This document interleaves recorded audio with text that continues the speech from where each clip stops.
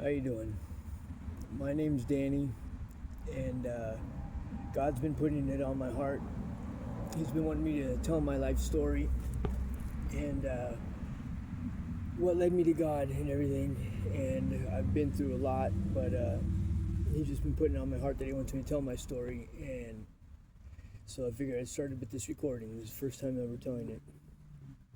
So I grew up in Christian church, and I had a good loving family, all that, but I always had this I don't know, I always rooted for the bad guy type thing, like Joker was my favorite, not Batman, stuff like that. I always was interested in like the dark side of everything. And I was with a Christian girl in high school, and she led me to God. Actually, I got really strong with God.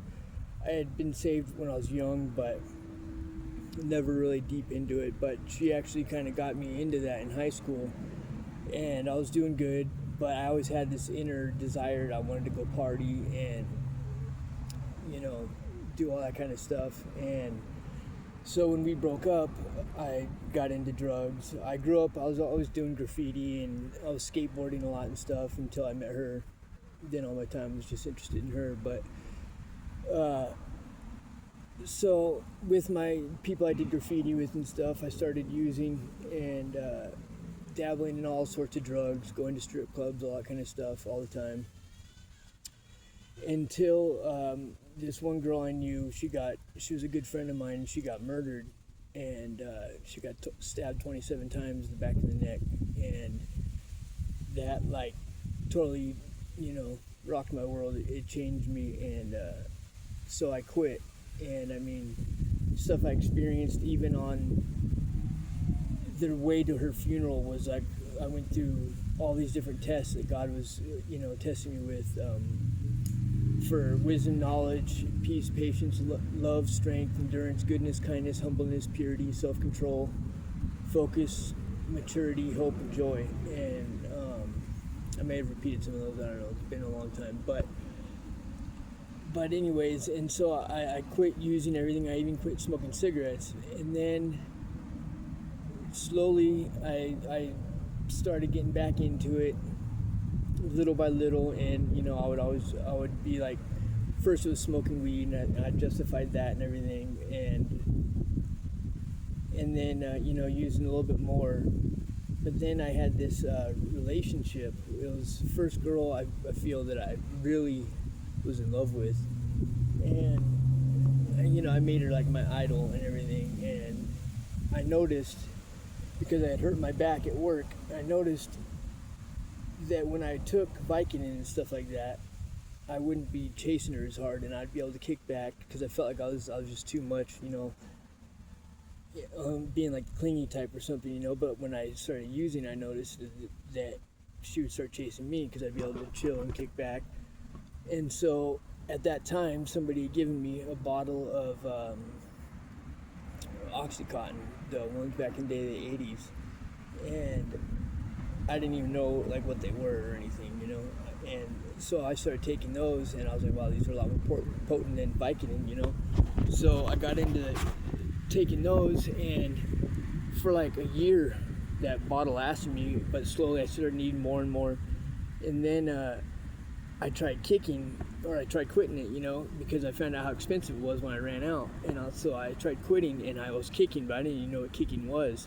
I was going through withdrawals and everything, and it was like, I don't know, it was misery, but I didn't know how to get out of it. So then I went, and I'd used heroin before, but I wasn't strung out on it. So then I went right back to heroin, and was using that and lying to her about it, and she kept thinking that I was cheating or something like that, because I'd always have these excuses of wanting to get away, and to go score and all that. And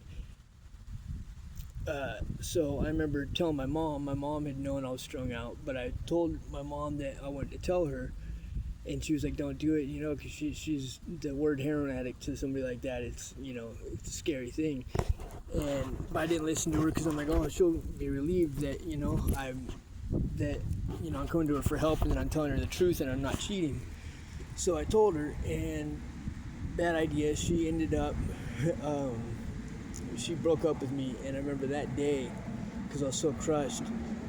And I knew some other people that were using, the syringe. And that day I called up a homeboy, and I'm like, hey, I need a needle. I want to start shooting up. And he was like, trying to talk me out of it. But so from that day on, I started slamming heroin, and that lasted me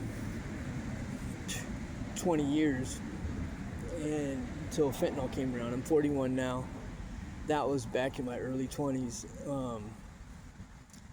But all along the way, God kept telling me, different things would happen, and I'd go through something, and I remember a couple times I was actually able to kick it, but then right when I started feeling better, I wanted to celebrate, and I went straight to it like an idiot. It doesn't make any sense, but when you're an addict, I don't know, you do a lot of things that don't make sense. God kept trying to get me to quit, and reaching out to me, and doing things, and I would stop for a little bit, and then I'd go right back to using, and eventually I ended up getting arrested because I wouldn't have money, because I ended up going through all my savings, everything, on heroin and meth, and then I had to start stealing for it. That's why drug addicts always resort to stealing and stuff, because you run out of money. And so I eventually got arrested. I was at Nordstrom's Rack, and I ended up getting arrested there, going to jail, and got out. Still didn't stop. And over the last 20 years, I've been in jail now more times than I remember, that's for sure. 50 plus times. I've been to prison twice, but every time, it's like the penalty for me continuing to live in sin and everything was getting pricier and pricier, and I'd spend more time locked up and lose more of what I had acquired, material stuff and myself. And then I just kept trying to quit, and there's even times looking back that I almost feel that I was even demon possessed, honestly, because you don't realize that opens doors. It makes the veil really thin in this spiritual run that we live in. And but I remember one of the times I had the strength to be able to quit using on my own, well, with God probably, and I was looking to God at the time. But then the day that I felt better and I went to put on some pants, I was going to go for a walk, and I put on my pants, and there's like a $20 sack of heroin just stuck to my pants, and I would have known if I had ever lost that. Like, I had never lost that, and so I don't even know where that came from. And I remember crying and just throwing it into the spoon and sucking it up, and the using continued. And like I said, I've done 2 prison terms now, and more times in jail than I can remember, and every time it just got, went through more and more crap. And then the last 2 years of my life was when it really got bad. When I was in prison, my parents moved out to Colorado. I'm here in San Diego, and they left. I was like a lost puppy, because in the back of my mind, I knew I always had them to turn to, or to go to their house if I needed, if I didn't have anywhere to go. And I'd been homeless before, but this time it was like really homeless. And I had a girlfriend, and we were living out of my car. And then one time on the way down to Mexico to score, my whole engine just got fried. Blew a head gasket and fried the engine, and I was stuck in downtown. And so from that period on, that was about 2 years ago, after that, I was selling drugs at the time, but it's like all of a sudden I went from being car homeless to bush homeless, and that's a big, big difference right there. And I remember so many nights like holding my girlfriend, she'd be freezing cold, I'd be freezing cold, trying to keep her warm. And it was hell. The last 2 years, I mean, and I had been through stuff on the prison yard and everything, stabbings and stuff like that, where I got used to it, where I was desensitized, but she wasn't, and she had to witness a lot of stuff like that went on, just to protect her and myself, being on the streets and slinging drugs, getting robbing people. I mean, you name it. And the last 2 years were the roughest of my life. I mean, they were vicious. And we both ended up getting arrested at the same time. We both had warrants out. And when we were locked up, she kept fainting and everything. And she already had a bad heart. And she was given a blood transfusion when she was young, and they gave her the wrong blood type, and that screwed up her heart. So she's always had heart problems and needs to get a pacemaker and stuff. But then she kept fainting, and she kept feeling funny when we'd be walking around homeless, but we just both thought it was that, and she'd be in and out of the hospital. But then when she was in jail, they tested her, and turned out she had cancer. I don't know what stage. I think she thought initially it was stage 4, but it was progressed cancer, and they thought that she only had a little bit of time to live. And she told me about that, and that ruined me, because I had this trauma bond with her. She was the only one with me through all that, through 2 years of being homeless, and she had every opportunity to leave. Guys were always trying to get at her and everything like that, because she's a pretty girl, but she stuck by my side, and that showed me a lot. And so I had just this trauma bond where she was like all I had in this world. I felt like I had my parents too, but they hadn't been with me through all that, and so I was just really stuck on her.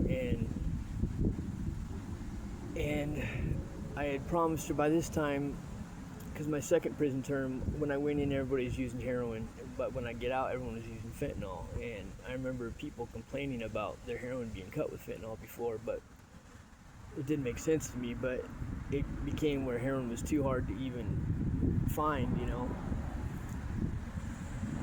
And so I was on fentanyl and meth, and so was she. And when she was in jail, I had been, the whole time we were homeless, I would talk to her about God and stuff, but I'd always be timid to do so, because I was a horrible example of it, and I just felt like a hypocrite. But I always believed in God, and always had somewhat of a relationship. There was points when it was hardly any relationship at all, but anyways, I had promised her I wasn't going to use and everything when I got out, and they put me in a program. But then in this program, I mean, the pain was so bad and there was meth everywhere. And so I was like, okay, well, I'll use meth, but I won't use fentanyl, trying to justify it, because the pain was so bad. It was like, at that point in my head, it was like either I use a little bit to get through this, or I'm going to end up killing myself, But I never wanted to go out that way, And so I was using meth, and it got where I didn't even sleep in 12 days or something that I was there, and I was starting to lose it, and I got in fights with 2 different people there, and I was just on edge. I didn't have time to think, and that program didn't want to help me out at all. And worst program I ever been in, House of Metamorphosis in San Diego. I don't recommend that program to anybody. Because I mean, they really, I reached out to them for help, and they turned their back on me, and then gave me the wrong. I tried to call my PO, they wouldn't let me call them. They gave me the wrong number. All this different stuff they did that was just horrible. And I was like, I don't get what's going on. And then it clicked. It's spiritual warfare. Every time I get close to getting to the mark, Satan knew, and the demons knew, and it's like the spiritual warfare gets stronger and stronger, to where, do whatever they could to get me to give in. And so I ended up leaving there, and I was just such a mess and everything, and I had finally hit a point where I'm just over it all, you know. She's about to die anyway. And so I'd always thought that if I was going to take myself out, that I would do a suicide by cop. You know, make them shoot me instead of killing myself. That way it didn't look like suicide, I didn't look weak. And, you know, it'd be more of a warrior way to die. But, so I had a standoff one night. I left the program. I ended up getting stuck overnight in Solana Beach, hiding behind a dumpster all night because there's really high-class people there, and I'm tattooed everywhere, and, you know, the cops were going to stop me. I had to open my pocket, and didn't want to get arrested again, because then, you know, I'm like, I won't be able to see her again. And so I made my way back to Escondido, northern San Diego County, and I'm in front of this hotel trying to somebody's charging my phone for me in the room, and the cops show up, and I pretended I had a gun, and I had a sweatshirt, put my hand in my sweatshirt, and, you know, telling them don't get any closer, all this, and they heard me out. I told them to call my PO. My PO is actually very understanding. He's a good guy, and they heard out my story, and I told them about my girl with cancer, and so they're okay, we'll leave you alone. So they left me alone. Later in the night, I'm in front of another hotel because they made me leave that one. At the other one, I tried to get in one of these rooms. I thought nobody was in it. I tried to open the window, and somebody was in there, started yelling. But I hadn't slept. I'm so, like, out of my mind. You know, I forgot about that. And I'm sitting there waiting for a ride, and I have a trash bag with all my stuff. And the cops show up again.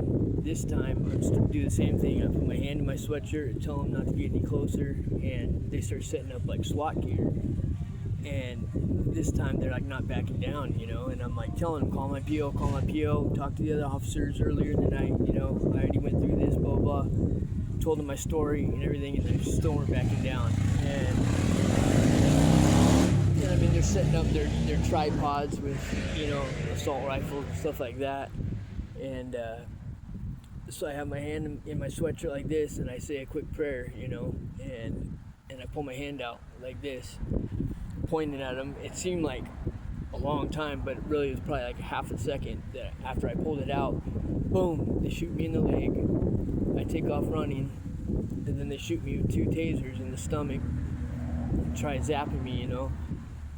That's not working, and so I'm still trying to climb the fence, and then they take a baton, they run up, and they start taking out my legs with the baton, boom, boom, and by this time, 5 or 6 of them are on top of me. And so then they arrested me. I ended up going in, but this time when I go in, I felt like the love of God that was like so much more powerful than anything, you know. And I need to write all these details down, but there's a lot of stuff that happened where it was just like miracles one after another, you know. And so I promised God, you know, well, I didn't promise, but because I'd done that before, but I told him, you know, that I would change no matter what. And so from then on, you know, I've been walking with God, and I'm clean now and everything, and I'm going on like 5 or 6 months now. I've been clean, so that's my story. But just want to let you all know it gets worse every time you run away from God, and you just gotta do the right thing, you know what I mean?